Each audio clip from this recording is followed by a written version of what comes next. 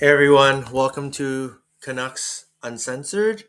This is with the Wizard Chow. We decided to do this last minute here. We have some time, so let's do this. Um, Pretty excited to talk about the stream. Canucks drafted Braden Coots yesterday. I know a lot of people are still debating if that was the right pick. I think overall consensus is that Braden Coots is a great pick, and they're just glad that we didn't get another Swede this time. Eklund was, I think, number 7 on the board, and they decided to go for somebody else. So let's get into it. And let's talk about who's available. Please type in the chat who you think the Canucks should go for right now at this moment. I don't know if you have anybody in mind, but I'm going to pull something up on the screen.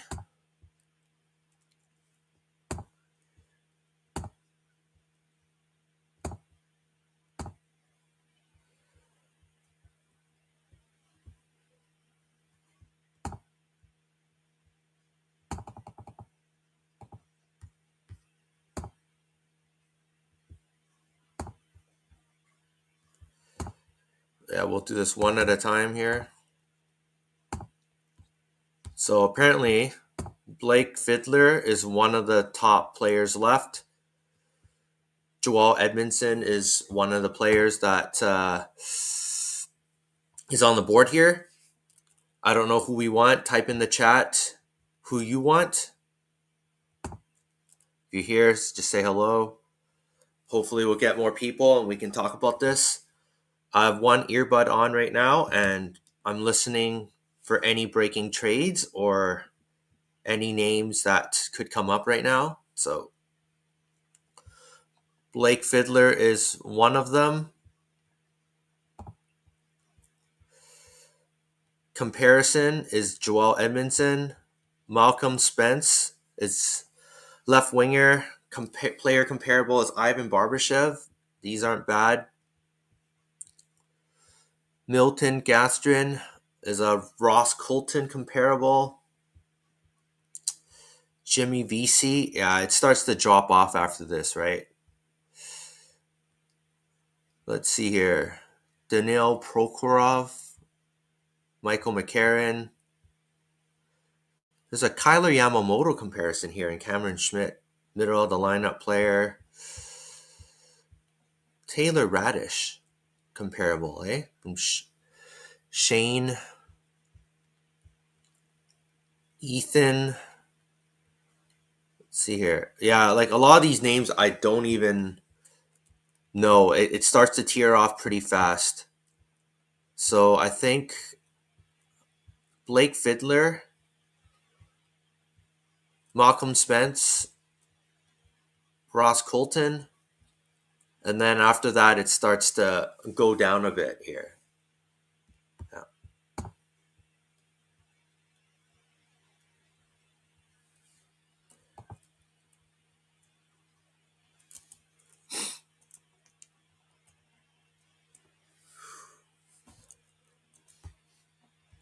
Let's keep going here.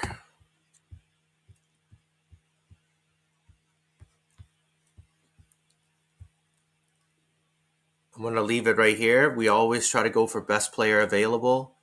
From here, I know that we have a lot of defensemen, but you can never have enough, especially right-handed defensemen. So we should go for this guy. Skating is below NHL average, but his puck skills are average. Hockey sense, okay, yeah. Hockey sense gotta be higher, right? And below NHL average is not good. His compete is good and his shot is good. Malcolm Spence, NHL average for skating, puck skills, and hockey sense, and his compete is high end. I don't mind a player like that. That sounds like a Patrick Alvin type of player for sure. And this Milton guy, that might be pretty good too. Ross Colton as the comparable, 6'1", 185. Skating, puck skills, hockey sense is NHL average. His compete is high end, and his shot is above NHL average. So these are the three we're looking for, but I imagine they'd be scooped up before it's our pick.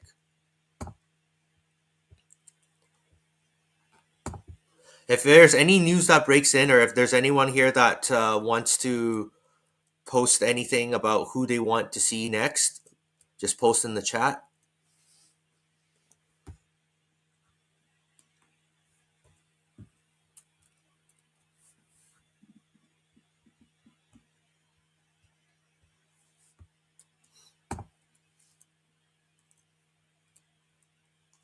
I'm going to type in some other news that has come up as well.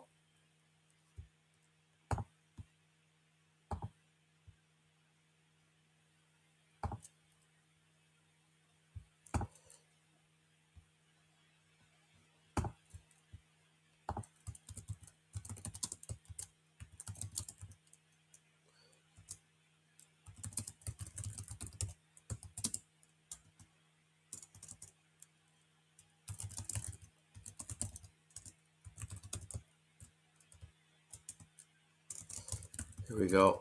Kevin Ball. I think Kevin Ball's in Calgary. I think that's okay. Got to talk about some other teams too, but this is what we have so far.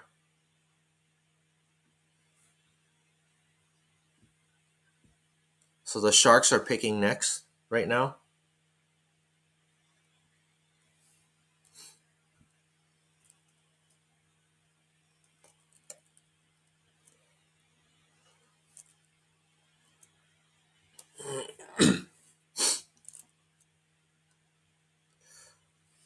So right now, the radio's talking about Kevin Coots. I'm listening to AM 650, and yeah, pretty excited about the pick. Chat, are you able to tell us what you think about Braden Coots? Because your input helps makes this more fun.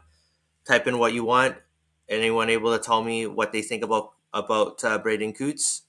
I think this is an excellent pick. Anybody else have any thoughts on Braden Coots?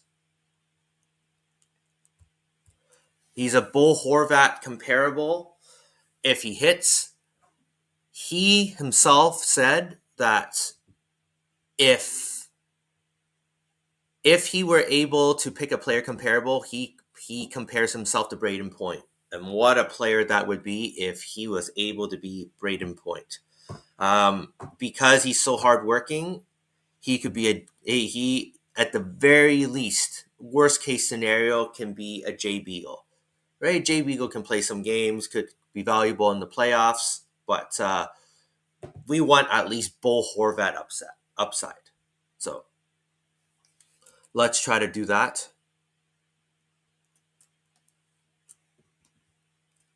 You know, the Canucks only went out with one player because they skipped the combine altogether, and they went out with Braden Coots.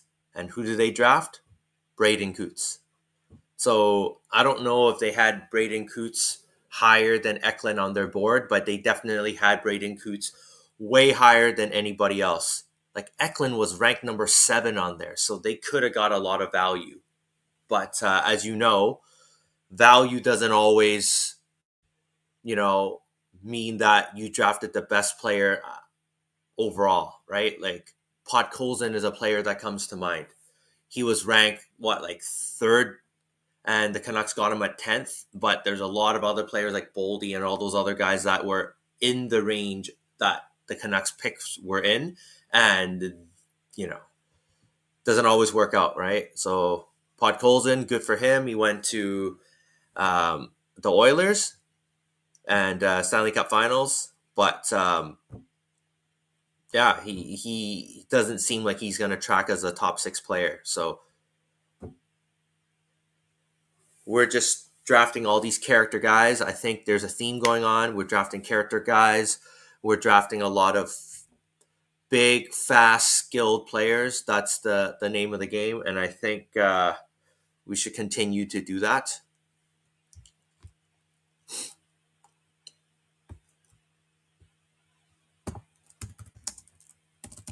I'm going to pull up the NHL tracker right now.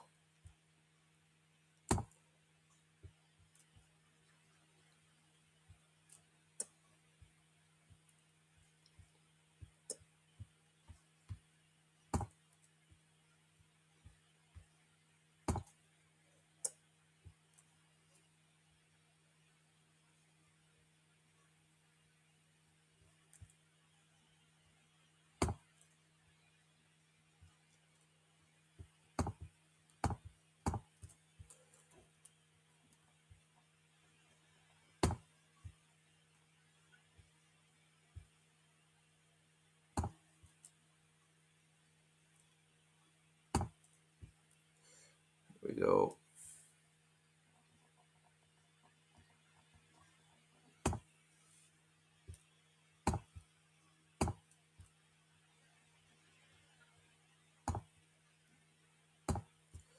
One second here.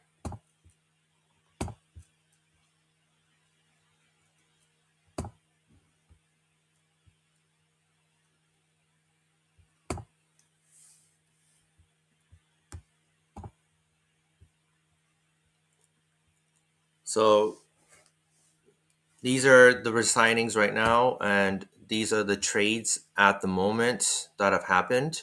I'll refresh this as we go, but if you see any other trades or anything, let me know.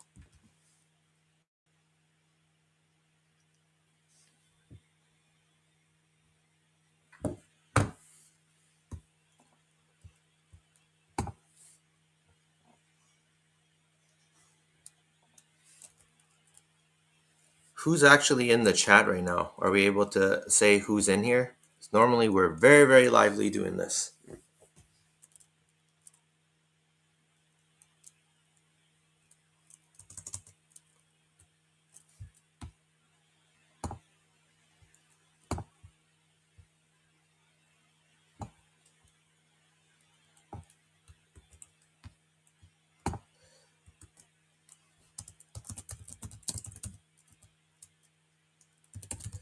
So I'm going to start putting some stuff in the chat here.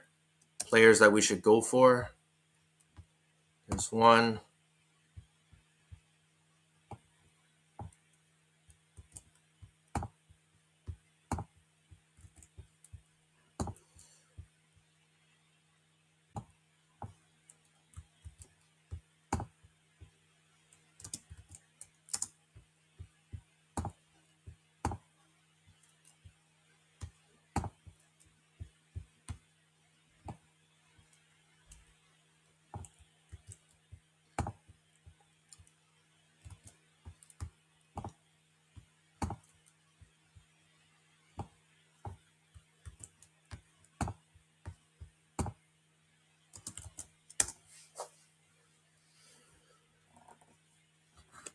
These are the guys that we should go for, but we shall see if they are available.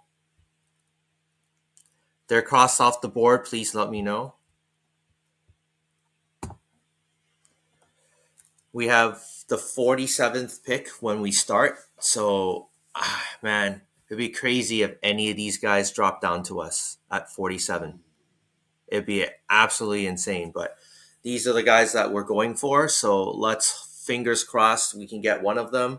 If there's a player that you want, please put it into the chat. That'd be amazing.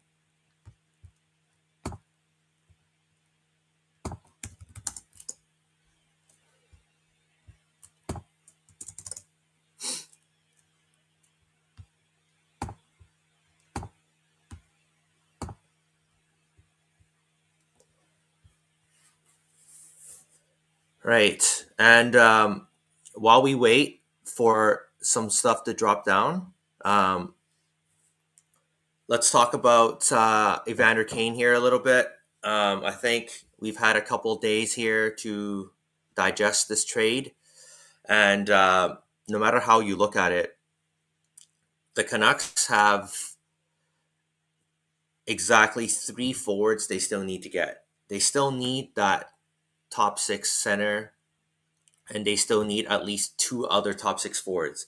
Evander Kane, whether you like him or not, will fill one of the forward spots, and we were short 4 top 6 forwards going into the season. 3 wingers and 1 center. So let's hope that we can do this and pull this off. Evander Kane, man, like, it's risky, but these are the bets that we have to go for. So that's what's happening. And I know why we're going after Bowen Byram right now. It doesn't make sense for our team that we go after Bowen Byram, but the Canucks, I just heard that in addition to free agents not wanting to come here, a lot of players with no trade clauses are actually blocking Canucks as a destination to go to. And if the Canucks are being blocked as a destination to go to, then we need to do other things, right? And we are going after homegrown talent, right? Evander Kane, we went after and we got him. We did our due diligence and we went after Matthew Barzal and trying to. I don't know if we'll get Matthew Barzal out of there. But then it comes down to Bowen Byram, and we're so invested into Bowen Byram. We're three players. Those are the three players these are the three guys we're going for. And Bowen Byram, like I said, might not need him, but he's Quinn Hughes insurance just in case Quinn Hughes leaves. And Bowen Byram really wants to be here. So we need to go after players that really want to be here. So this is the management strategy right now. You know what? When we're backed into a corner, we got to be creative. And why not go for players that are local and want to be here? They might face a little bit more pressure because it's their hometown and everything that was about hockey is going to be even more magnified. But we shall see. Oh my gosh, Kempner's in the house. What's going on, Kemp? I'm so glad that we got our guy. I was at work yesterday and I couldn't really do much, but I rewatched your stream and you did a good job, Kemp. Braden Coots was your guest, and we got him regardless if Eklund was on the board, so that's awesome. Byram to Vancouver. What would it cost? So he's a restricted free agent. Oh yeah, Kemp, just tell me the trade here. There's a trade. Yeah, just let me know if there's anything here. But I'll check my phone from time to time too, actually.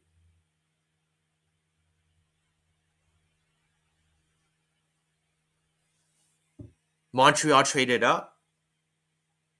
Crazy.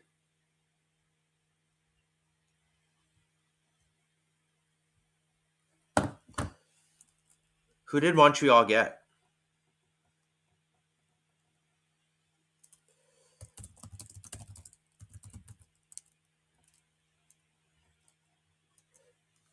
The second pick, eh? That's awesome. So I'm looking online and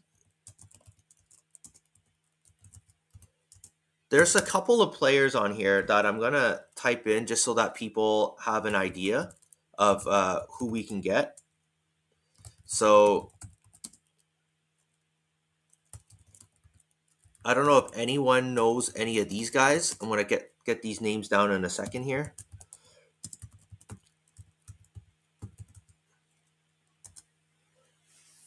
If anyone knows any of those players in the chat, tell me if you would want them and why. But this is what we have so far. To answer your question, Kemp, I think Bowen Byram.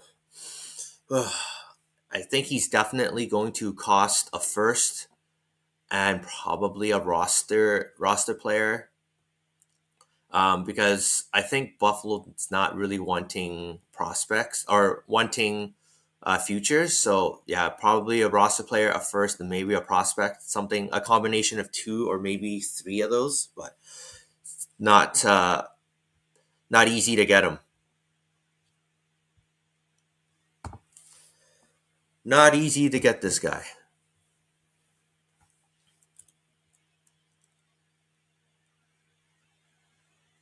So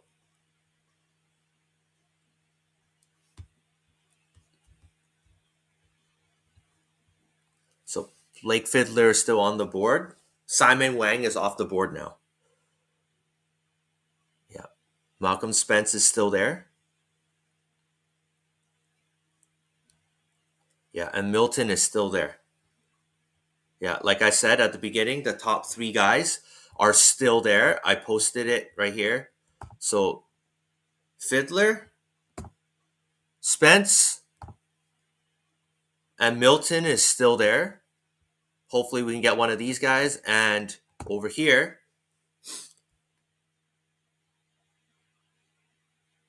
these are the other names that other people have mentioned to me. Yeah. Yeah, Camp. First two picks off the board were surprising. I totally would have thought that the three guys that I mentioned would be taken already, but they're still there. Still there. Again, let's hope we get any of these three guys because their NHL futures are more guaranteed than the other people, but they're all middle of the lineup players. But you need these guys for sure. Yeah. Montreal's making moves, man. This is crazy. Like Montreal's going insane right now. Wasn't getting Dobson like that, man. That's a guy I would have loved to have on our team over Byram, to be honest, to spread out the talent on both sides of the defense. But you know what? He's gone, and clearly it was very expensive, very very expensive.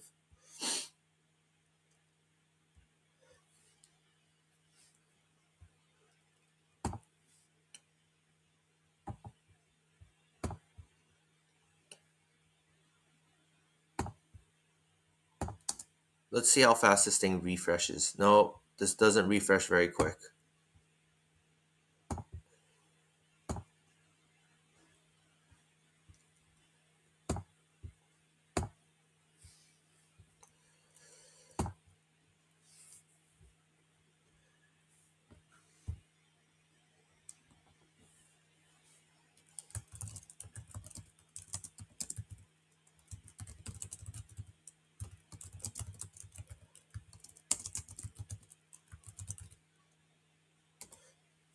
So I just typed something here. Jordan Spence traded to the Ottawa Senators. That's what I'm hearing on the on Sportsnet 650 as I'm doing the stream with you.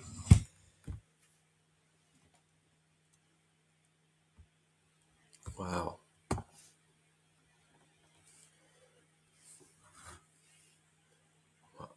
So I'll post other stuff in here as we go, but it is a bit of a waiting game when we're doing drafts 2 to 7 and we're waiting. It's going to be faster than the first one, day one, but here hopefully we can get all our picks done. But Jordan Spence traded to Ottawa Senators. We're still waiting for the rest of this to go down.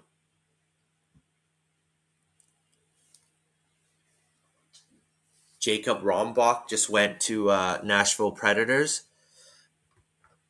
Again, our top three names are still on there, so let's keep going here.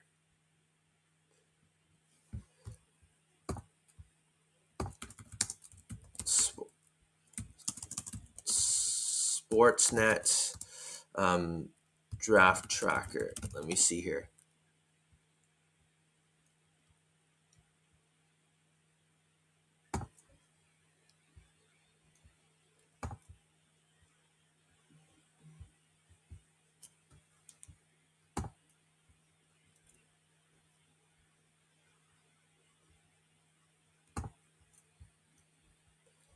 Six rounds, man. Can't 6 rounds is going to take a long time. Right now, just waiting for the Canucks to pick is taking a while. I think only like 6 teams have gone. It's taking so long.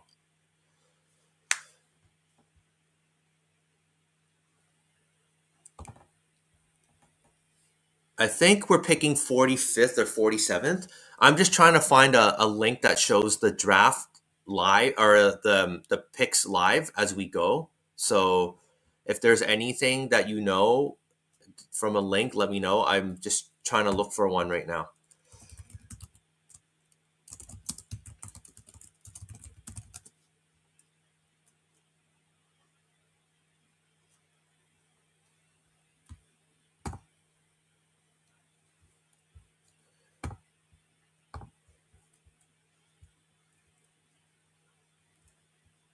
There we go. Found it. Let me share it now.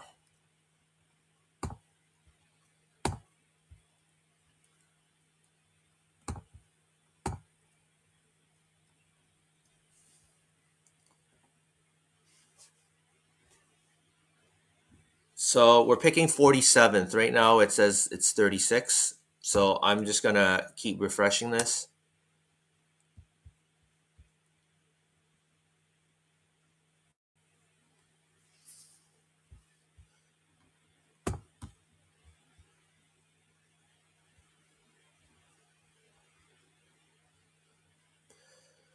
Let's keep going here.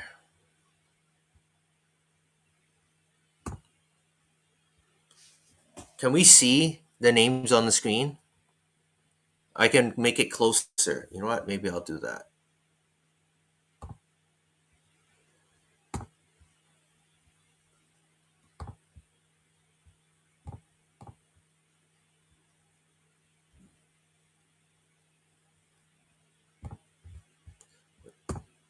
Do it like that.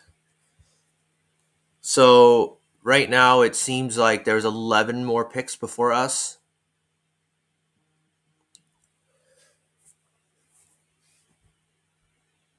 So if somehow we get one of those three players, that would be crazy.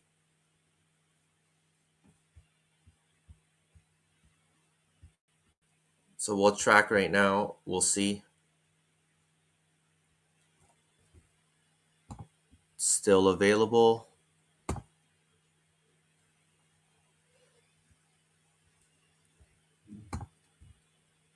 Still there. Still there. So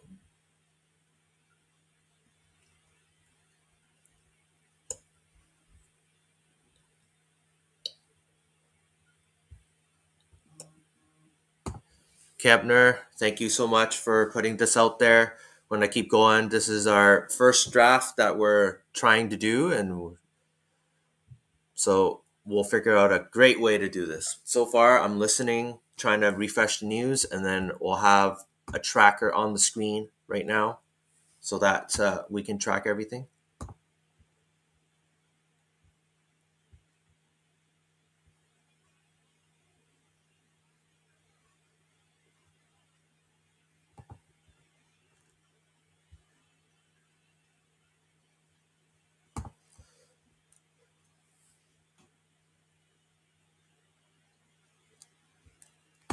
Yeah, I'll totally do this. When the Canucks pick, I'm gonna put it on the screen and I'm gonna say who we picked, and then we'll go into an in-depth analysis of who we got. So that's the fun part. I'm literally waiting for that because this part is hard for me to do too. But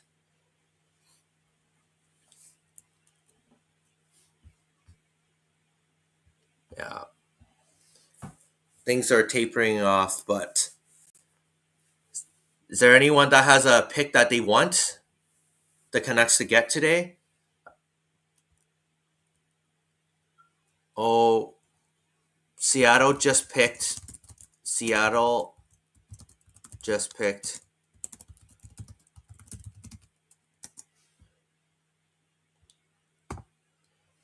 Yeah, Seattle just picked Fiddler. So we're a couple guys off the board here. We have Malcolm Spence and Milton still left from the top players. So let's hope that the guy falls to us. I don't know how fast this goes, but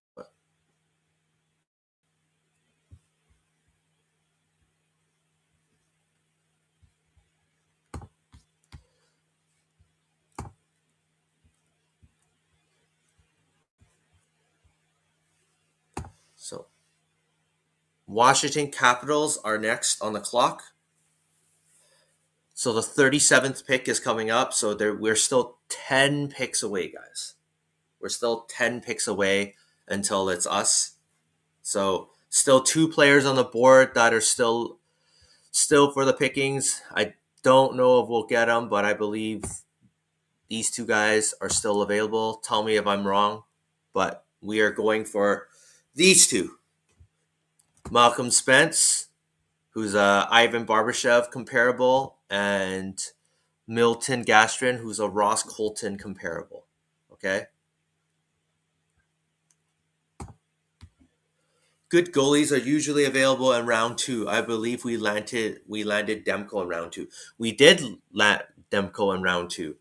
That's yeah, like there's good value in round two, I would say. I think the first three rounds are pretty solid because people in the second round drafted could have been argued to be picking the first round, and people in the third round could be argued to pick in the second round, right? They're more guaranteed to make the NHL. So I think that would be awesome. But right now, doesn't seem like goaltending's our issue. But brings up a big thing here. Sounds like the Canucks still view Demko as a top three goaltender in the league when healthy, and that's hard to argue. But how often is Demko going to stay healthy? The word out there is that Demko is going to be traded. Not Demko, sorry. Seeloffs is going to be traded because of his performance and the fact that they believe in having a top tandem in Demko and Lankinen. So unless something falls through between the Demko extension, the Canucks are most likely going to trade Seeloffs. And man, Seeloffs was the heart and soul of that AHL run, and I would hate to see Seeloffs get traded. Um, yeah, that it's tough just thinking about that. Like, I really, really want us to trade Demko if we can. That's the key. We have to trade Demko. I just can't risk or don't want to see the Canucks risk their future by keeping Demko. I think they should get rid of him because if he has another injury, we we don't know what's going to happen, right? And Seelovs, on the other hand, like he had that good playoff run, almost got us to the third round, right? And then came into training camp, and the Canucks didn't believe in him, and they signed Lankinen, and he didn't play very well, and got sent down to Abbotsford. And when Seelos was down in Abbotsford, his first three rounds weren't even that good, right? Her first few games wasn't that good, I should say. But now, you know, this is where we're at. He has this awesome, awesome performance, and he seems to be the odd guy out. Yeah, Kempner. Yeah, like round 3 to 7 is more of a crapshoot. You might get lucky in the third round to get some talent in the second, like that. That should have been in the second round, but more or less, you see all these big swings for players, right? Like I from last year, I really liked the Romani pick, or from a few years ago. That was a really good pick, I believe. You want to go after these guys. I think these are the rounds to go after the draft +1 guys, not just guys in their draft year. So I think that this would be good. So good point. Um, we shall see. I mean, I don't know the way this is going. Maybe I don't do the whole thing the way that this is going. Rounds 3 to 7 is a bit of a crapshoot. We might even get to a point that we don't even know who these guys are. So I'm really relying on the radio right now to give me some points because I truthfully don't know all of them. But I'll type everything into the chat as we go. Kempner, Thomas Drance doesn't think we could even get a third pick for Seelows. Wow. Whew. We might not even get a third round pick for Seelows. I think before he had this run, people would probably think like he's worth like a fifth round pick, but does playing this way it doesn't even get him a third? That's tough. Man, that's tough. Demko, I mean not Demko. Seelov's not being able to get a third round pick. Man, that's hard to believe that he couldn't be some like a part of a trade where he's the centerpiece. Man, I wouldn't want to see Seelovs as a throw in. He's got to at least be like a second piece that can help get us something paired with something else, right? But we can't throw Seelovs in there as a throw in just to get rid of a goalie. Kevner, exactly. We need to keep Seelovs. Demko is the odd man out. Lankinen is a perfect 1B. He's proven it. As long as he's not tired, he's a perfect 1B.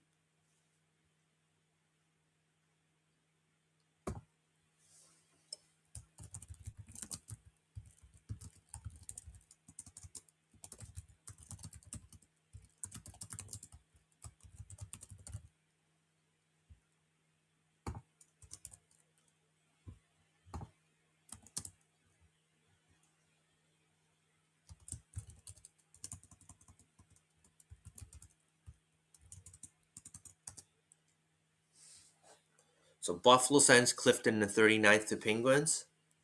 This is what we're seeing. Let's not hold out, or let's not completely give up hope that the Canucks won't make trades. I'm not saying they're going to make trades today, but not too long ago, JT Miller was acquired um, on day 2 of the draft. So hopefully, hold on.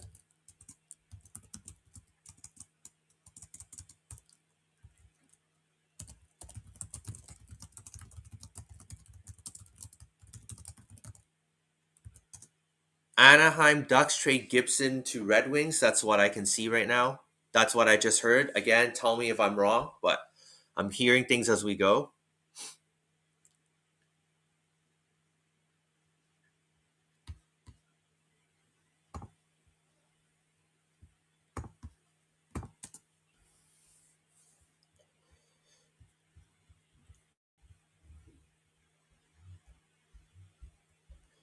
Man, this tracker is so slow. I gotta find another one. We've been on this one for so long.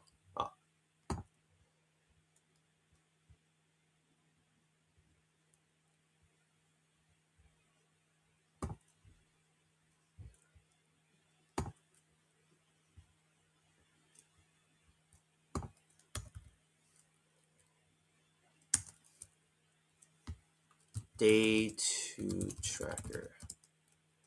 NHL. Let's see.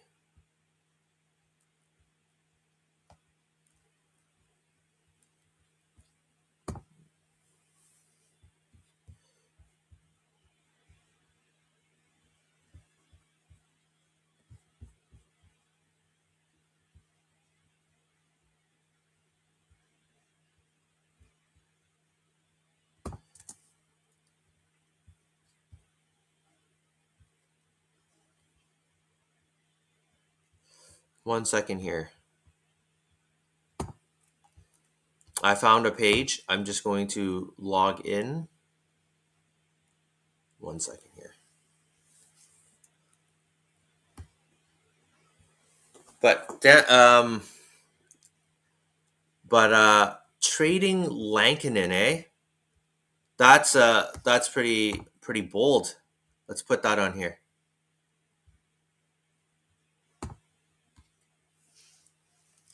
Trading Lankinen. That would be pretty crazy.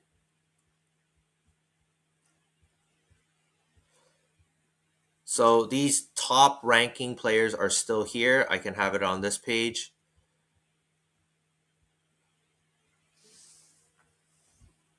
So we're at 41 or something.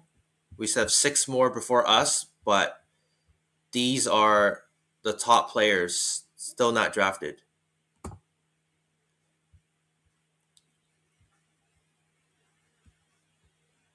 We're almost there.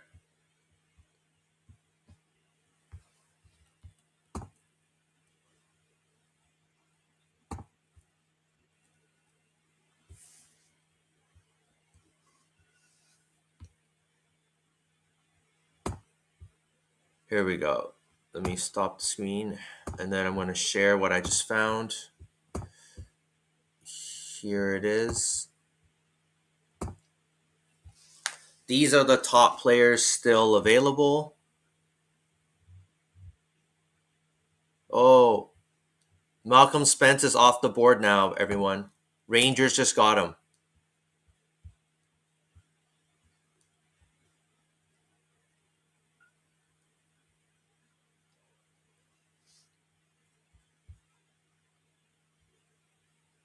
Prokhorov is going to be off the board too.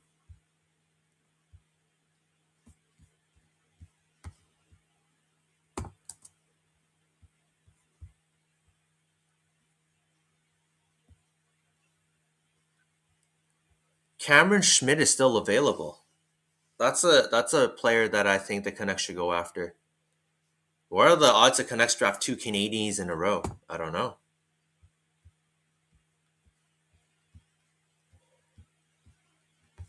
Okay, let's go back to the chat here.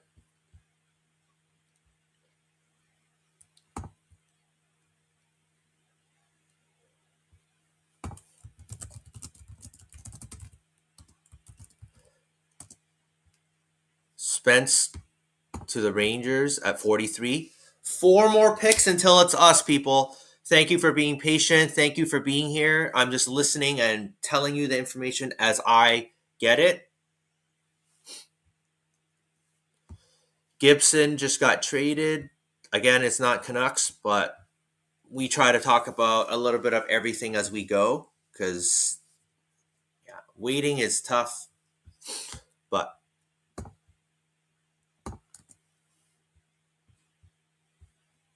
yeah, Spence is going to be gone. So these are still good players left on the board here. Yeah, 43. Spence is gone.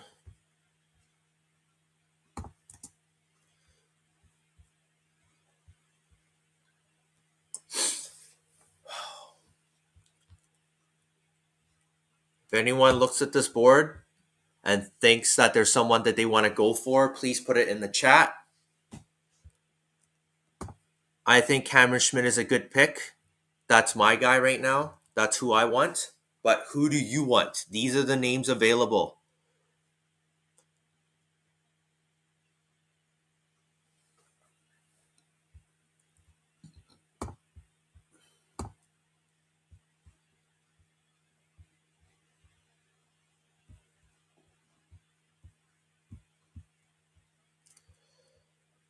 So Jacob Wozniak, I don't know a lot about him, but I know Schmidt was a good player. So we'll see.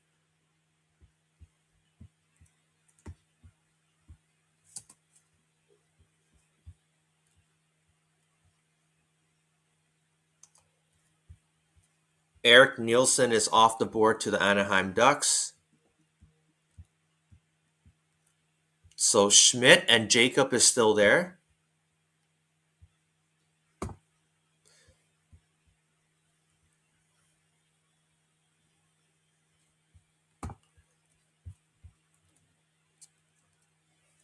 We're almost there. We're close. We got 3 more picks. We're almost there. Just going to see. Yeah. So Schmidt is still there. Wozniak is still here.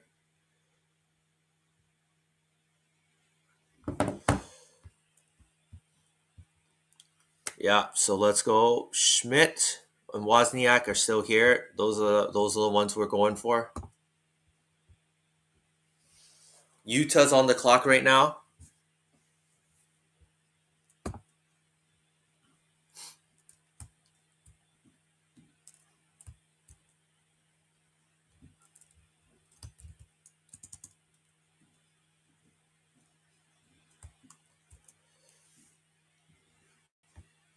Almost there.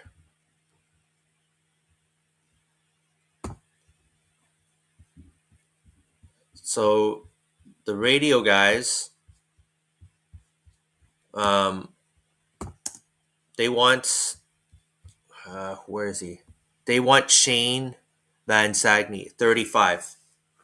So there's some scoring there, but Cameron Schmidt is still my guy.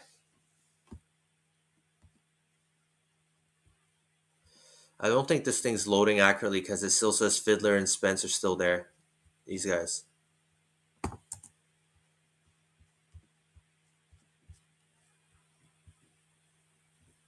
No.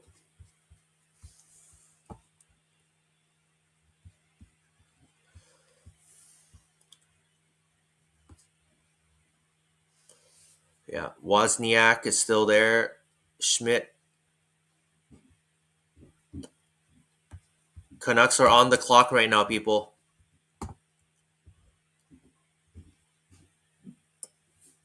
I'm going to pin the pick very soon.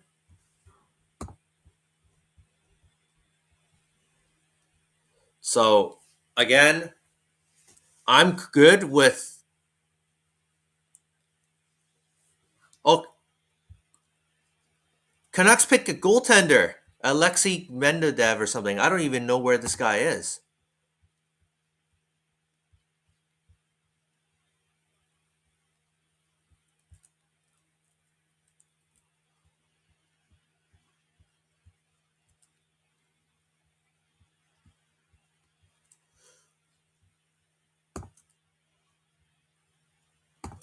Canucks pick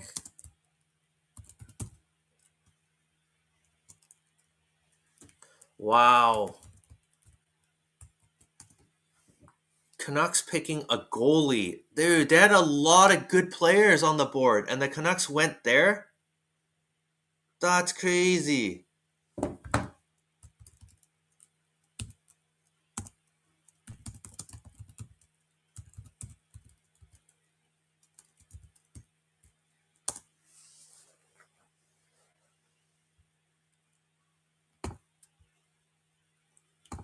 Alexei Medvedev. Wow. A goalie.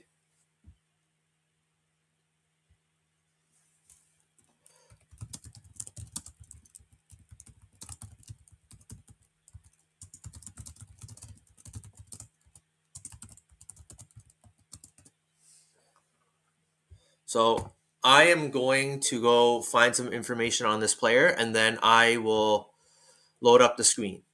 Okay? But that is crazy. Give me 1 second here.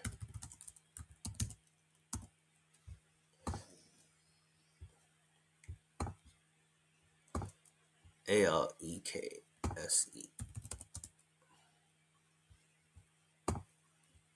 Med.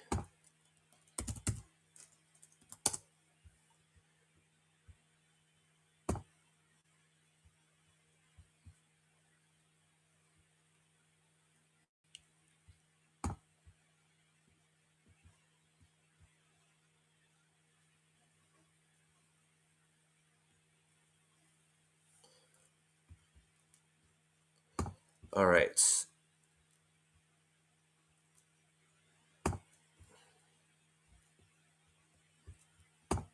Let me put this up on screen right now.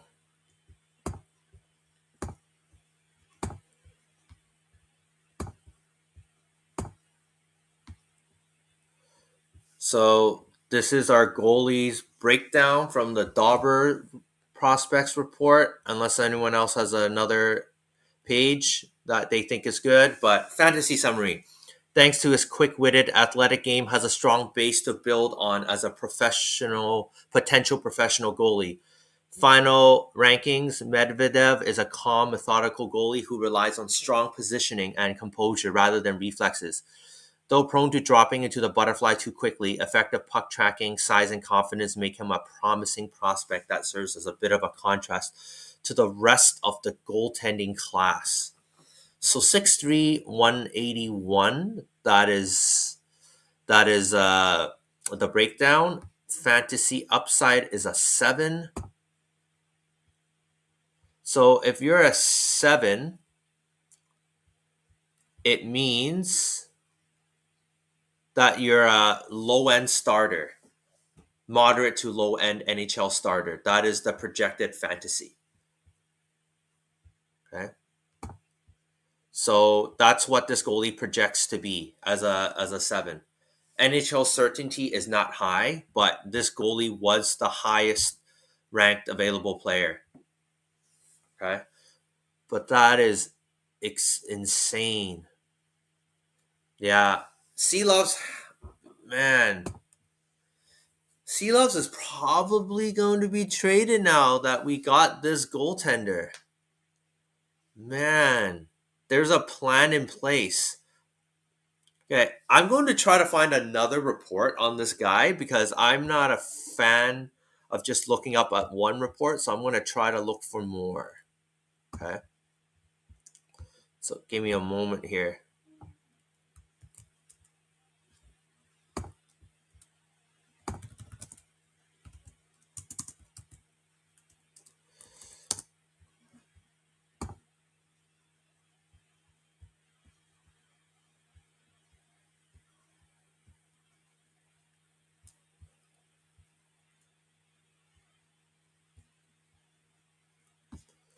Here we go. Found it. Let's share the screen. Here we go.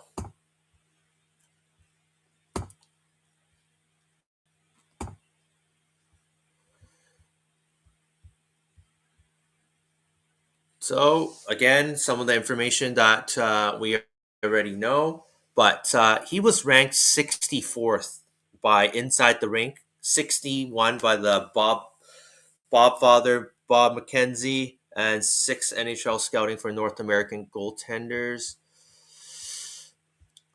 He appeared in 34 games, holding a 2.79 goals against average and a 9.12 save percentage. Didn't see too many games in a postseason. Okay. So he plays a composed, consistent game, is able to make big saves when they matter, which is really important. He's making above average saves for a rookie goaltender in the league.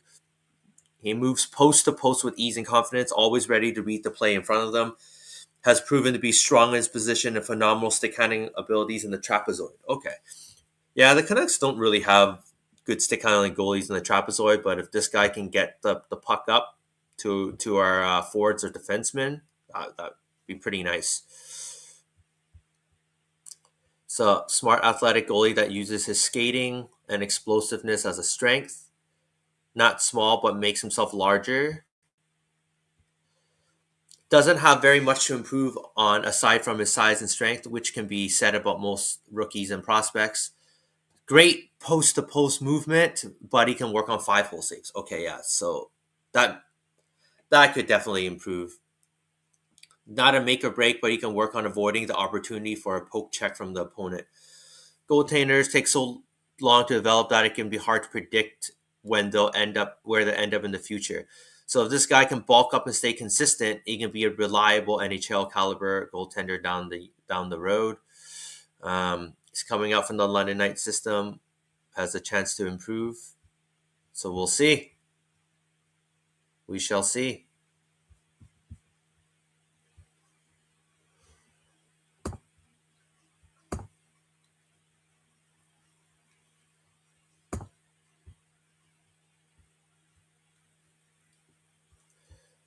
And let's read one more.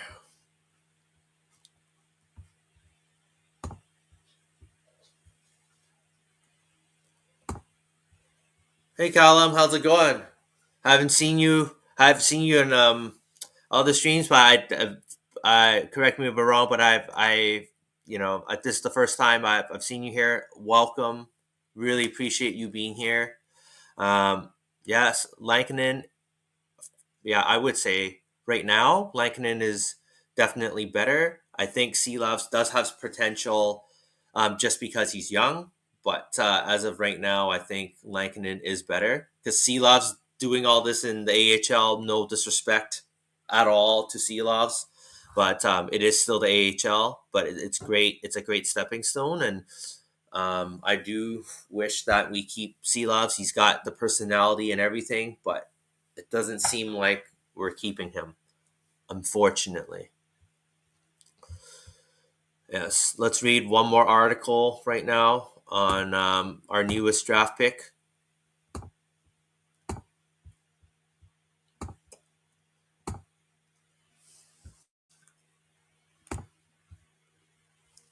Okay, so rankings NHL Central Scouting, second among North American goalies, future consideration, 79th. Elite Prospects has him as an honorable mention. Peter Baracci's March ranking, 69th. Logan Horn's unranked. Andrew Forbes, 83rd. SMAHT Scouting, 44th. Bob McKenzie, 61st. And a couple of these are unranked. So that's pretty tough. Okay, here's some records. Came in as a goalie, played 34 games, 2.79 goals against average, 9.12 save percentage, and a 22-8-2 record. That's pretty good. Early December earned both OHL's Goaltender of the Week and Rookie of the Week honors. That's pretty good. So, yeah, everywhere it says he's making these big saves. So, that is good. So, his draft projection was 57 to 64. So, if you think about it, the Canucks did reach for this pick. They reached, 10 to 17 picks. But it seemed like he was the best goalie, one of the best goalies available. So, Reward is 4 out of 5. Risk is 2.5 out of 5. Goaltending 7.5 out of 10.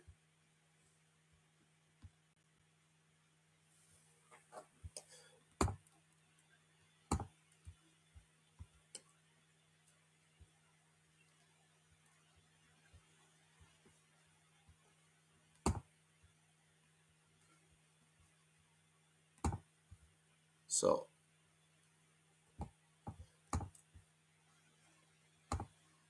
we'll see how this guy does a little bit here.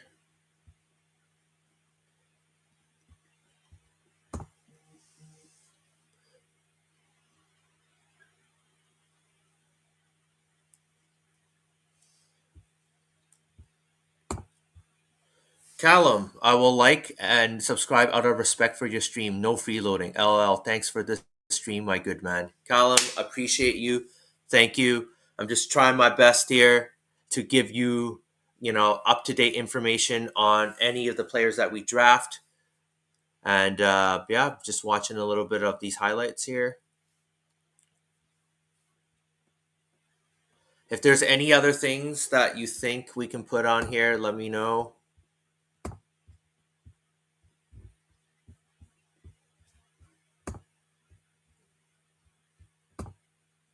So let me share this. One more. I want to go back to our tracker from earlier and see who's left and who we can get.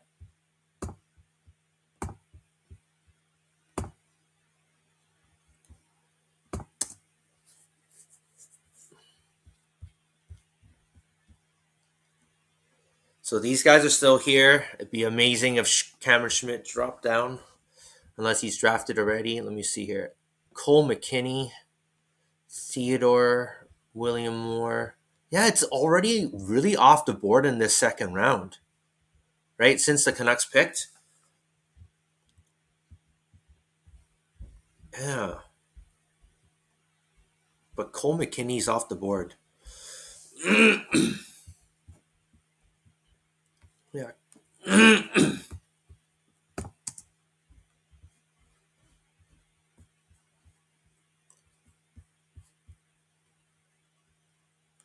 Yeah. So Cole McKinney is off the board, but we'll still see.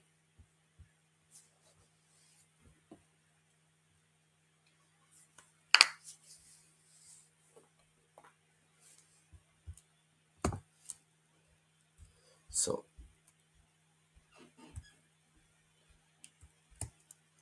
Theo.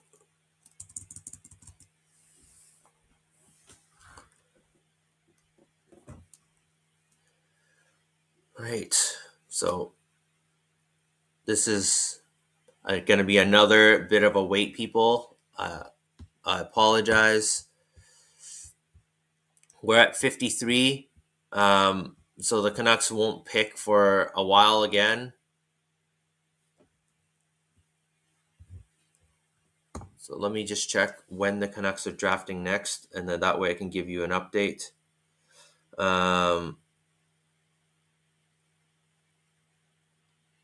So the Canucks are picking at 65.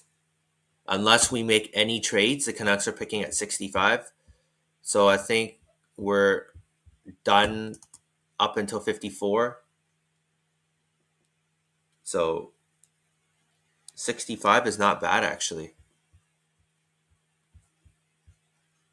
Yep. So Theo Stocksillis is the latest pick to go.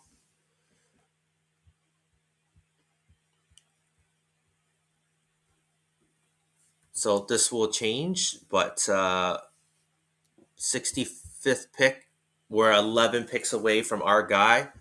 These are the guys still available on the board, minus Cole McKinney. The guy that I mentioned earlier, Cameron Schmidt, is still there. That is my pick.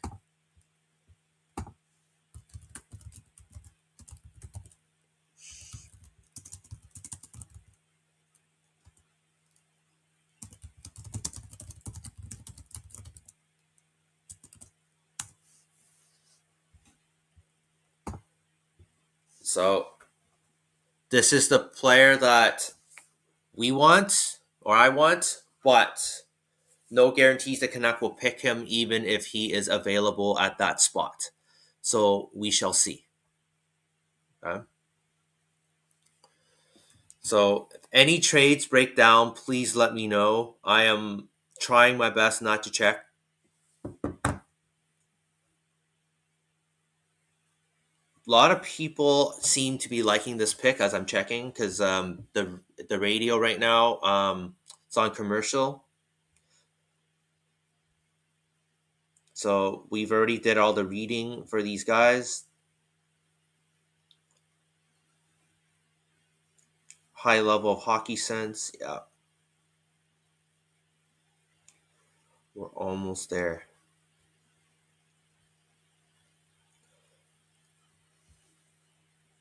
He was the 8th goalie out of the top 10. Has very high upside.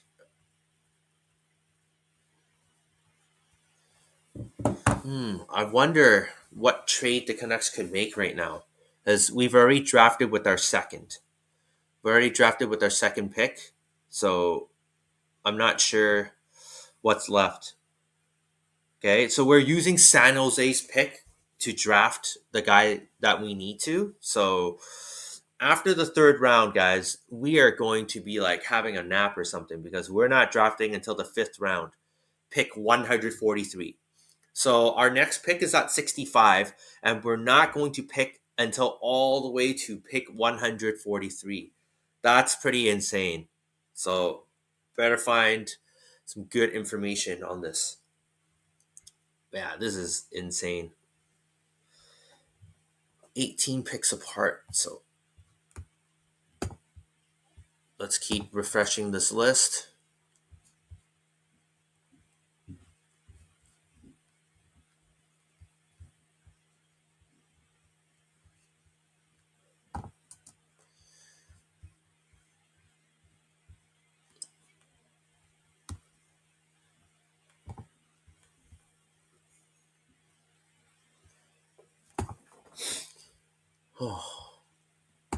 Kempner.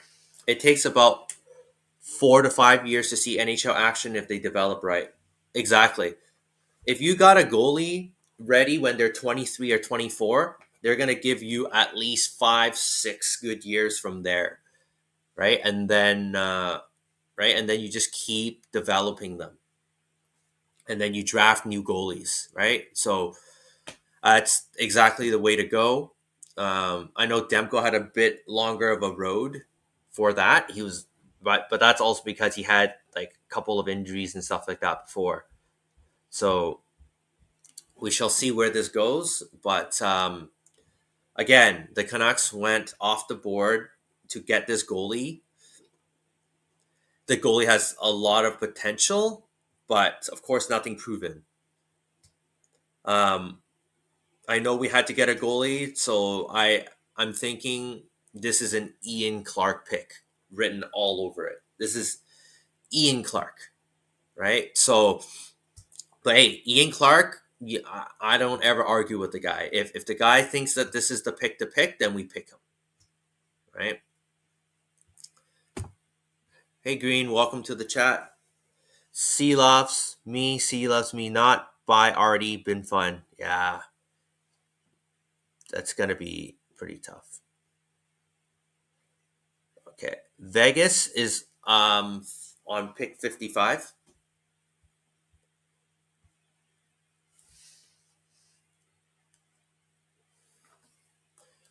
Yeah, Calgary Flames getting some love from the radio for who they've gotten so far. Oh my gosh, I'm gonna miss Seelovs. I'm pretty sure he's gone too, but I'm gonna miss Seelovs. Uh,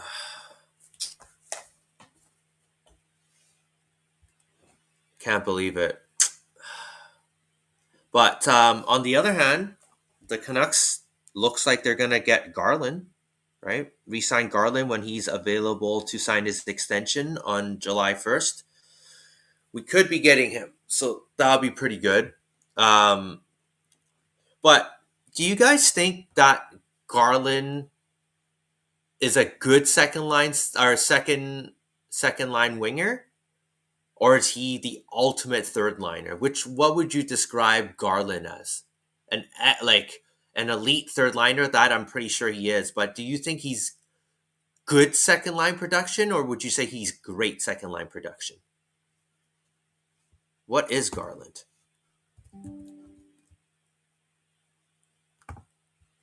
I think Garland personally is an elite third liner because I don't think about what Garland is to this team. I think about what Garland is on a contending team. And I think Garland on a contending team would be an elite third line player that would drive his own line. But because the Canucks are starved of offense, he was playing a lot of second line minutes and he matches up to his production. Right? So let's see here. Green, Talapilo, Ty Young, Patera, Kushbank, yes. Better, yeah, we are definitely trading a goalie. Yeah, we have so many goalies. There's no way we can keep them all, right? So we're just probably trying to get them to get the picks, get the players that we want, and then slowly trade them out. Because we were a goalie graveyard for the longest time, and now we're trying to be like a goalie greenhouse. Green, thank you for your message. Honestly, I'm not a huge fan of the rumor Garland extension. He's a low second liner, great third liner. Yep. And we need top six help. It's a meh move. Like the player, but I thought we were trying to improve. You know, for me, I thought the first round pick, trading Garland and trading Demko would have been the help that we needed this year to get what we needed. But 6x6, like that's you know meh, like you said, like I like Garland, so it's not that I hate this. I just feel like if the Canucks have been bullied for how they play on the ice, Garland works hard and doesn't really let anyone bully him, but at the same time he's not really destroying people either, but he's getting under their skin. But yeah, like on a contending team, Garland's elite third liner, which is what I put my infographic as for him. But he is probably a lower mid second liner for me, right? So I was hoping to use Garland's money and Demko's money to be reallocated so that we can get another top six forward. But if we're doing this, the Canucks have to avoid getting more small guys. They have to avoid it, right? So, and getting Evander Kane, that's, you know, I don't know. Like a lot of people will say they don't really like the Evander Kane thing. I just look at it this way: if you forget about the player and you just look at the production and you look up what we gave up, a fourth round pick. A lot of people would throw a fourth round pick for a 25 to 30 goal scorer that's big and can get in an opponent's face, can skate and can score, right? So with that, we still need three more players, a center, top six center, and two more wingers for us to say, hey, you know what, guys? Like, we can do this. But we're going to need to take more gambles if we don't want to give up the future. So let's see what we can do.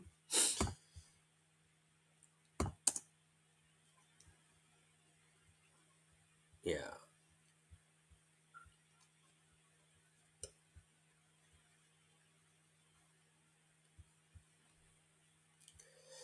Yeah. So Ethan Zada goes to Tampa Bay at number 56. That is their pick. We're picking 65, so nine more until us. Red Wings trade Gibson from Ducks. This is something I mentioned earlier. So these are the players still left on the board. Remember what I said? Who was the uncensored pick? Still there. So hopefully we can get that player. We have nine more picks to go before it's us. And then it's going to be a long wait, people.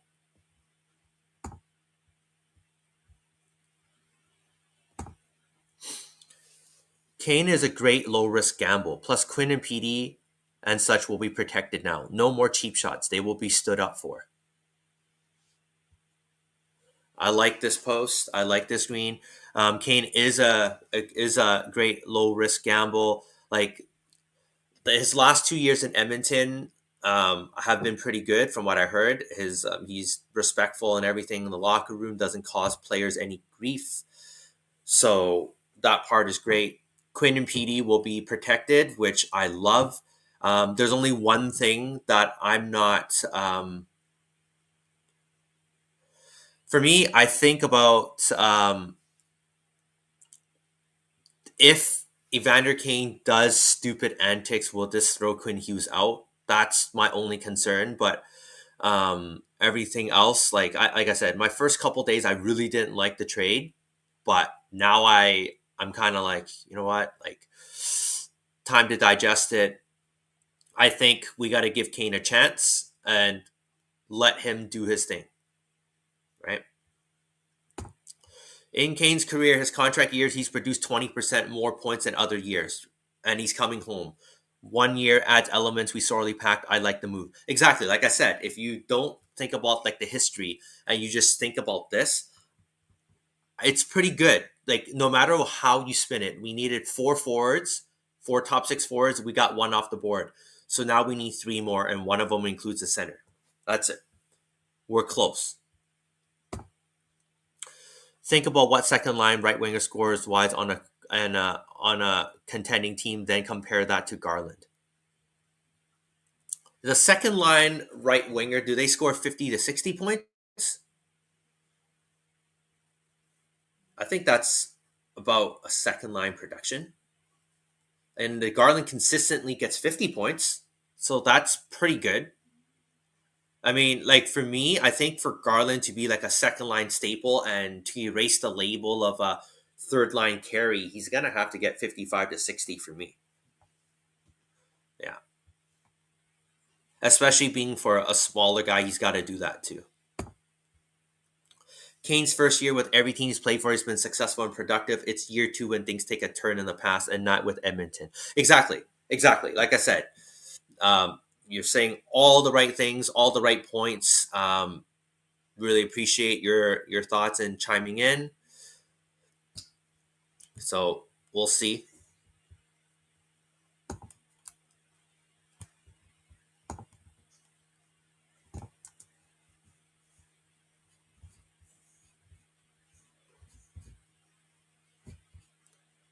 Lastly, Bolias goes number 60 to the Anaheim Ducks.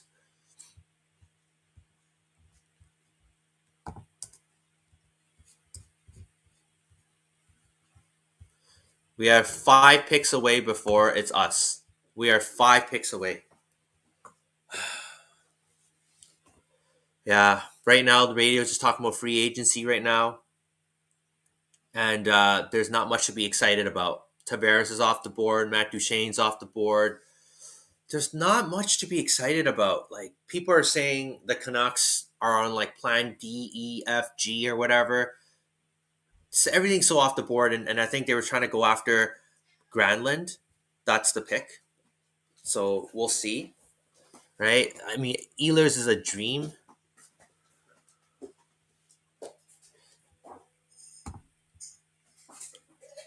Thanks, Green. Really appreciate you. There's so many. There's so little options right now for things, right? Like the Mikael Granlund. Like I said, that's like the only one so far. Yeah, the Canucks need to get a lot of these stopgap guys. There's no players, not a lot of players that can grow with the team, especially if you're getting guys in free agency. So we'll see what the Canucks do. Yeah.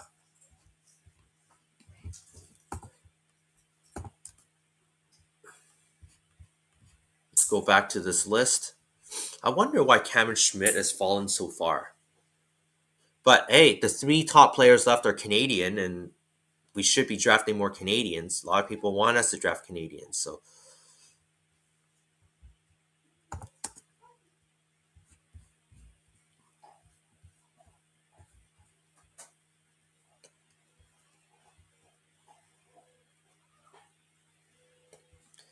Liam Pettersson gets selected by Boston at 61.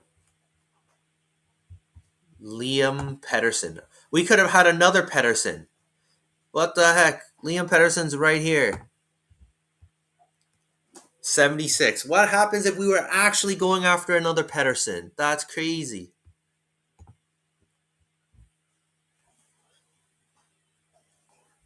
Here. Say hello. Nori, say hello.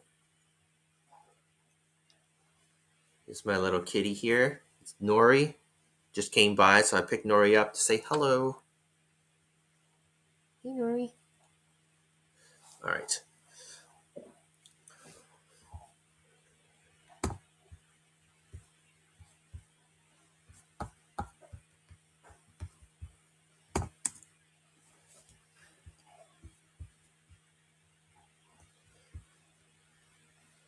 So Canucks are 3 picks away.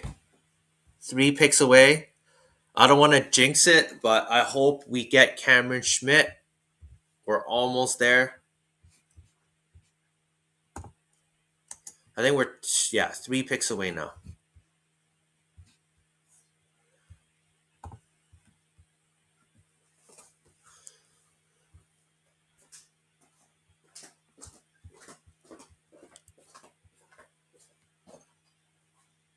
Maybe I'll just leave this on here.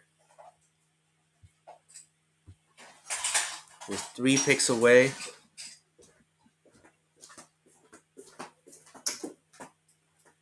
So we're on the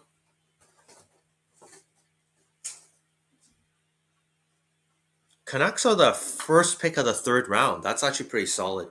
So one more, it'll be a couple more picks, and then it'll be the Canucks.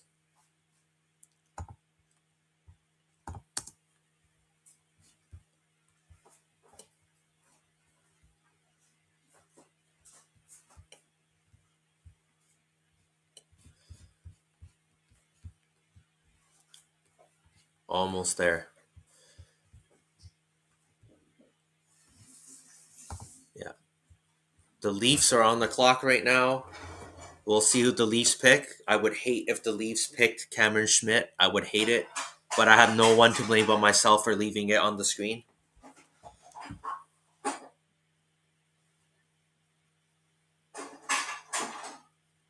Let me see here.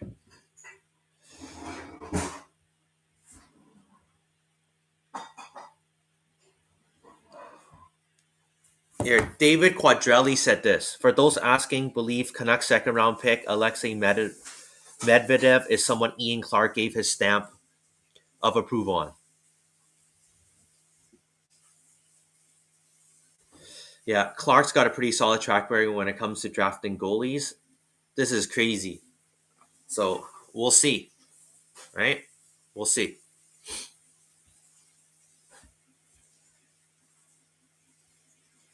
We're almost there.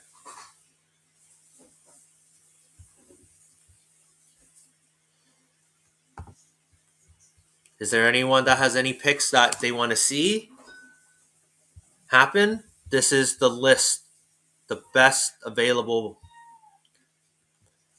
So Corey's rank is that the 34th ranked player is still on the board, and we're like on pick 64. Oh. The Leafs pick Tinas Lukovalar. I don't know who that is. Yeah, it's deeper down the list. That's an off the board pick by the Leafs. So our guy is still on there. Our guy is still on there, people. Cameron Schmidt is still on the board. The Canucks have a chance to get Cameron Schmidt. Let's get this guy. This is the guy I wanted. Ooh. We have to get this guy. Okay, so what I'm going to do is I'm going to extend this, and hopefully the Canucks get a player from this list.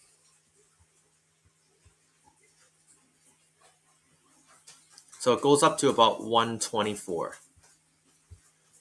Okay, so this player better be in the top 124 or the Canucks are really going off the board here.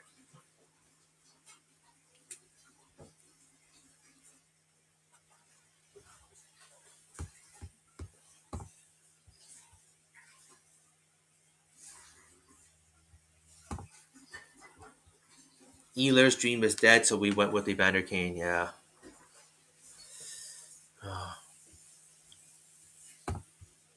Johnny, welcome to the stream. You want Kieran Dervin?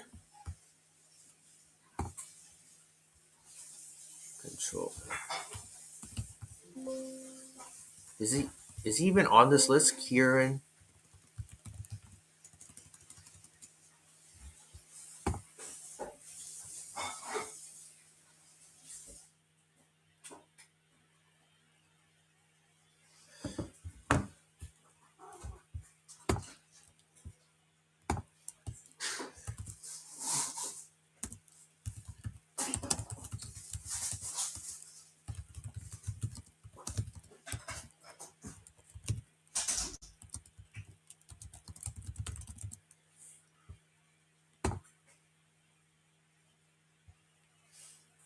Okay, so the Canucks did not take the player that I wanted them to take.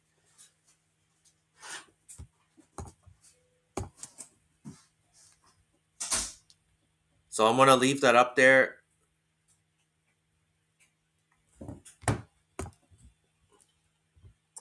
I'm going to pull up the profile of this guy. Just give me a second here.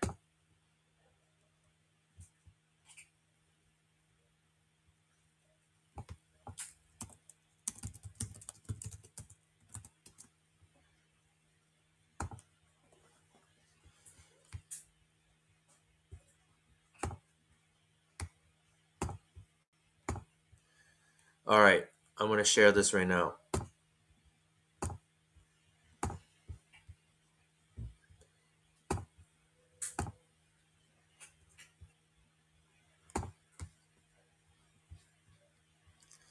So Kieran Dervin, a young two-way centerman with a lot of upside, but it's tricky to predict where he'll land on draft day. Has great size at 6'2" and can be relied on all three zones, but his lack of offensive production in the Ontario Hockey League has raised some concerns. That said, I'm not too concerned about his numbers. It's a small sample size, and he needs a full season to develop at that level and show what he's made of. Proving he can put up numbers early in his career, posting 58 points in 26 games. And then in his college, 17 points in 14 games. He has elite skating ability and offensive threat, make him a dynamic player. One of his biggest strengths is his 200-foot game, responsible center who can be trusted in all situations, and he's capable of contributing on a power play. Whoa, he wins 56% of his draws, and he's competed well in puck battles. Whoa, he wins 65% of his puck battles? That's pretty insane. Okay. His numbers after joining Kingston late in the season, 3 points in 10 regular season games. That's not really good. Yeah. So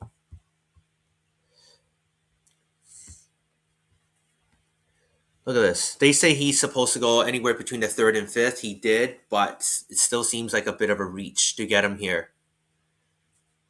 Okay.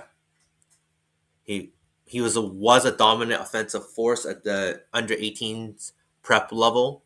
So we'll see. Risk reward. The risk is 3.75 out of 5, and the reward is 4 out of 5. His offense is 7.5 out of 10. His defense is 6.5 out of 10.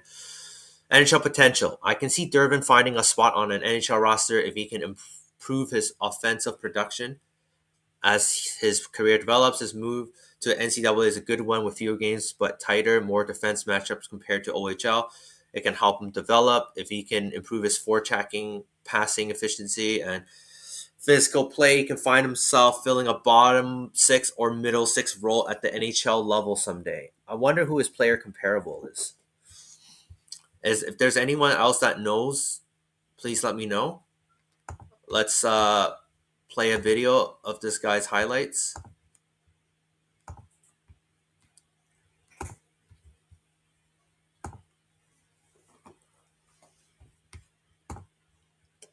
We shall see.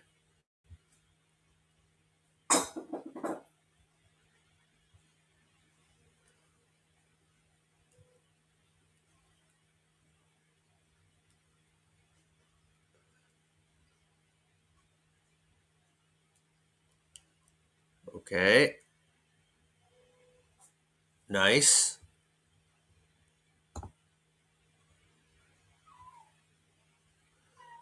It's a nice wrap.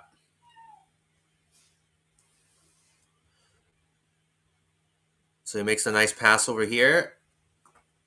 It's another one right here. Oh, nice pass.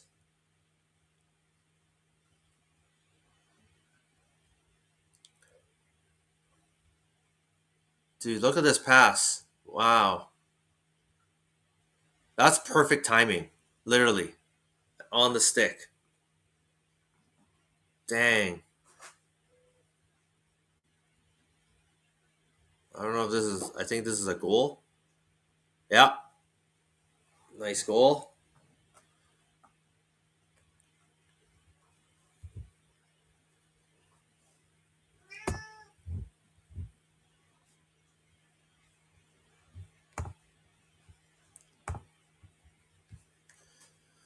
Okay. So, again, we're reaching a little bit here, but that's okay.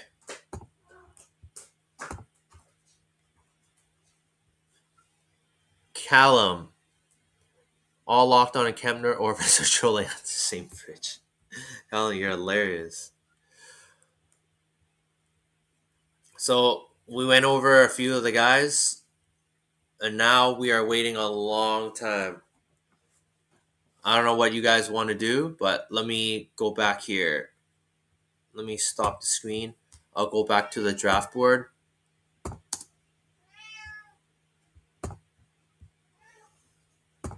Let me go back to the draft board. I really like this page here.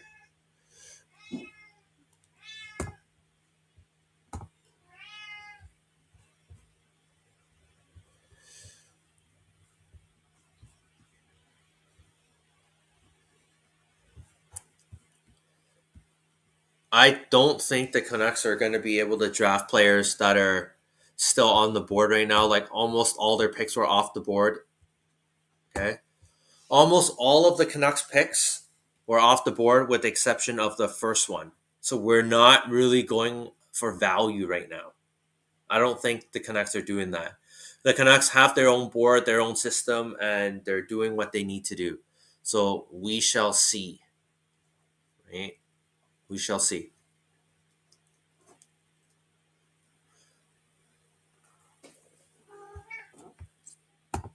If there's anything you want to mention, just put it in the chat. We'll talk about anything, whatever we need.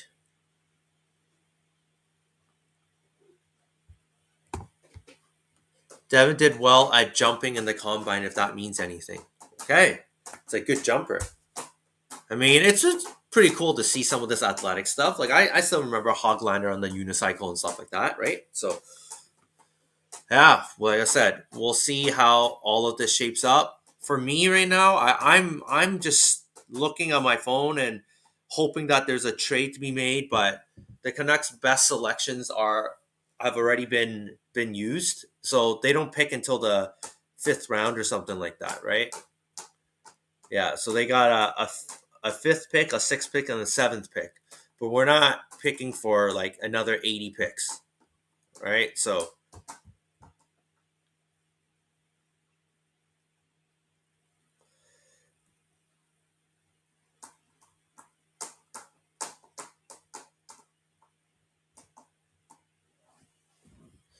I'm gonna look up another one here.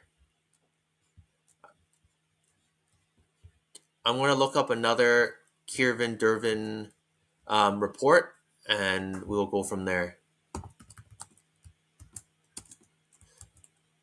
Kieran Durbin.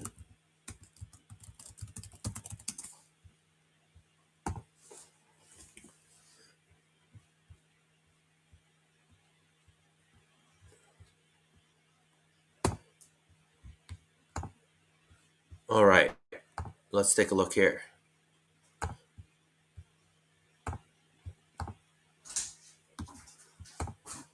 Kieran Durbin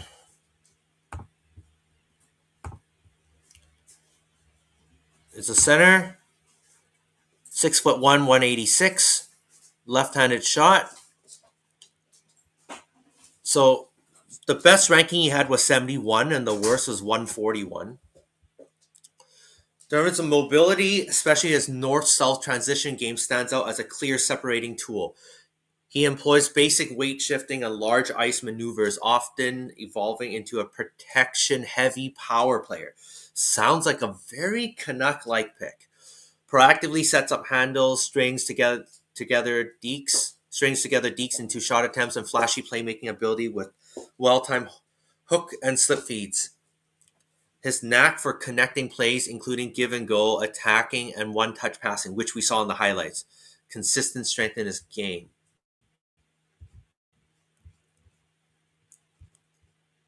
That's pretty good.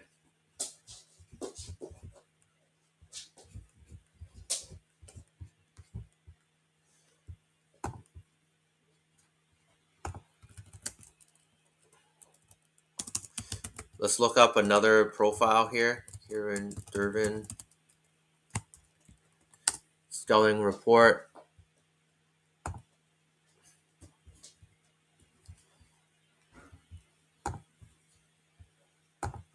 Here we go. Let's share the screen.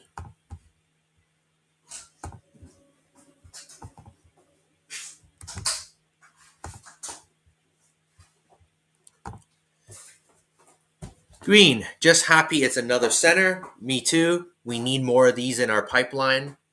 Very happy about that.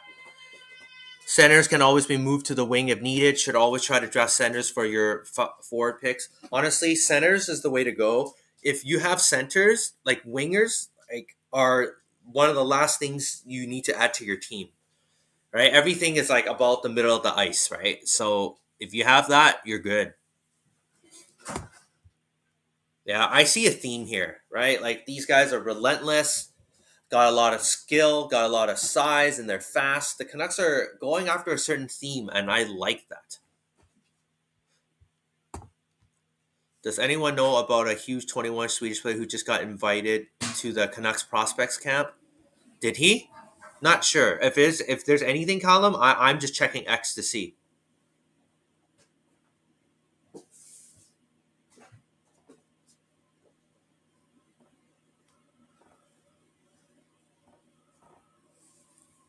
Okay, let's read about this report right now. Kieran Durbin is a versatile two-way forward with a projectable frame, a competitive motor, and the intelligence to impact the game in all three zones. His skill set is headlined by agility, poise with the puck, and ability to make high-skill plays in tight spaces. He was dominant at the prep level with St. Andrews and showed flashes of translatable tools in a short stint with Kingston. But his statistical profile and past viewings raise questions about his physical engagement, puck management, and pace of play against better competition. Durbin is an upside swing who could develop into a reliable 200-foot contributor with middle six ceiling if he tightens up his game at pace. Yeah, like lower levels, he was dominant offensive force, right? And as you go up levels, everybody knows that gets harder, right? It's really hard to stay a top 6 forward throughout your playing career as you move up the ranks, right? Good face-off playing, or good face-offs, good at face-offs, I should say. Great at winning the puck battles, as we read earlier. So here's why you shouldn't draft him. This is the case for drafting. While Durbin excelled at the prep level, his statistical drop-off in the OHL level and underlying numbers raised some flags. His pass completion percentage in the OHL and especially in the under 18s are both below expectations for a high skill forward, suggesting a tendency to force plays and expose the puck under pressure. Okay. Despite having good size, he loses over half of his 50-50 puck battles and struggles in the dot. Whoa. Still developing strength and the core stability to be a power forward in junior hockey and beyond. He also averages 2.4 giveaways per game, both leagues, which, when paired with his poor pass rate, reinforces the concern about decision making with the puck at higher end competition. In short, his prep dominance hasn't yet translated to OHL consistency, and ability to play through pace and physicality remains open in question. Projection: long-term development forward with middle six offensive upside. So that's a second or third liner. If he can grow into his frame, will need time in the NCAA to refine his pace, decision making, and be more of a 200-foot player. But he has natural hockey sense, offensive skill, and ability to manipulate time. Should help him out. He's a high upside, medium risk play. High upside. Medium risk play who dominated at the prep level and held his own in limited OHL action. If he adds strength and processes game faster, he could carve a role as a cerebral middle six center or playmaking winger. With a full year of junior hockey and 2 years of off-ice training, this could happen for him.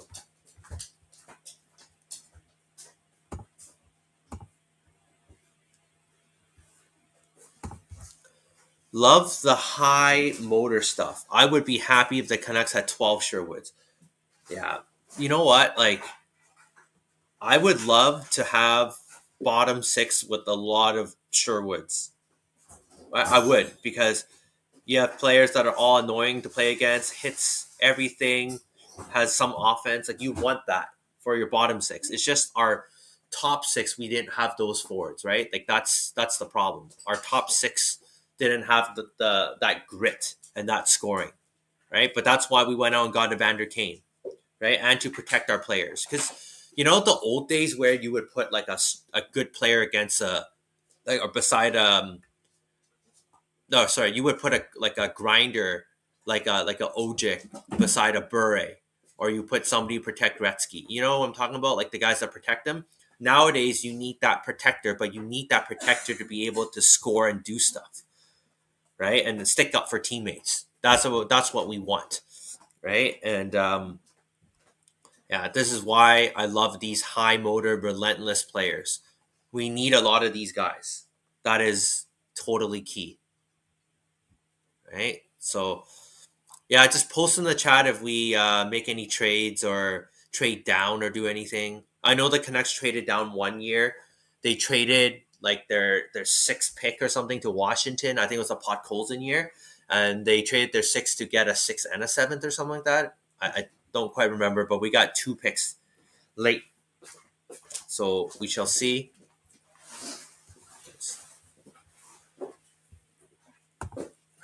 Very true. It is indeed called a goon. So I'll put this up on here and I'll share this.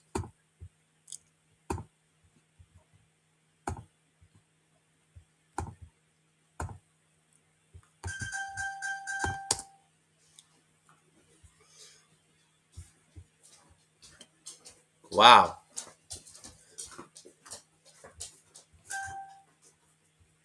Oh, I think this is behind right now. 69th overall here.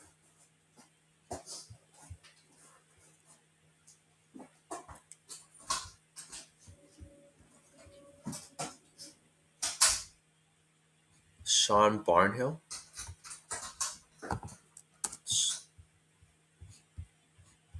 So we're at 71 right now. These are the players, best players still left on the board. If there's anyone else that you want, put it here. No, sorry. All right.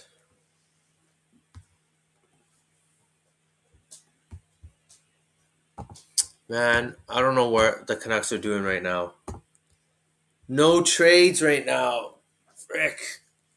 I want us to get more picks. At this point, I don't think we can get any roster players with the picks that we have left, or get the players that we want.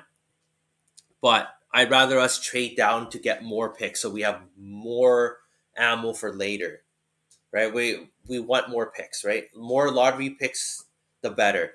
The Canucks have been pretty good with these lower end players, right? But we want players that can become top six forwards and top four defensemen.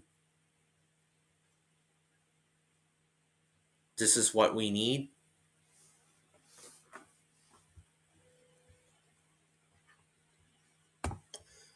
When they first produced the Wayne Gretzky doll, looked a lot like Ken from Barbie. The joke was before you take Wayne doll out of the pucks, you need to buy the Dave Semicoat doll to protect him. Yeah, right. Like there's that protection piece is very, very important, right? But now you got to get that protection, and that protection also has to be able to play hockey, right? Like the old school pure goons, they're phasing out of the NHL here, right? So got to be able to do a little bit of everything.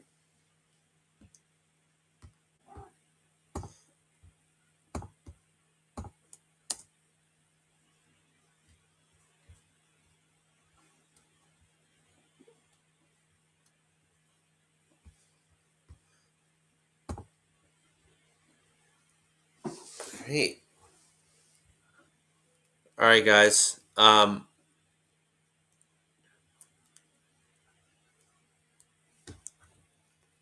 going to come back for part two of the stream afterwards. So, part two, when the Canucks draft again, I'm going to look up some more stuff and then create more stuff for you guys.